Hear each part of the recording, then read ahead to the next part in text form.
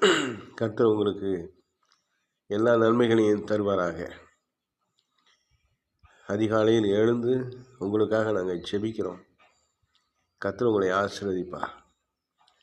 நீங்கள் ஒவ்வொருத்தரும் இந்த கேட்குற வசனங்களை, வார்த்தைகளை மனசில் வச்சு நீங்கள் ஜெபிக்கணும். எங்களுக்காகவும் ஜெபிக்கணும்.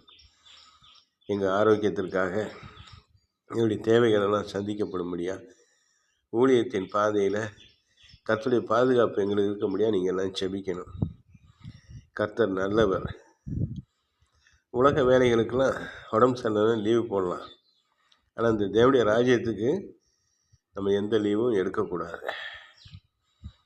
கர்த்தருக்கு ஸ்தோத்திரம். கர்த்தர் நல்லவர். ஏன்னு சொன்னால், இடைவிடாமல் அவரை நம்ம ஆராதிக்கணும். இடைவிடாமல் நாம் அவரை பிரசங்கிக்க வேண்டும். அவருடைய கிருபை உங்களை தாங்கும். இந்த நாள் முழுவதும் அவருடைய தயவு உங்களோடு இருக்கும். இக்கட்டில் மனிதருடைய உதவி விருதா. தேவன் உங்களுக்கு இரக்கம் செய்வார்.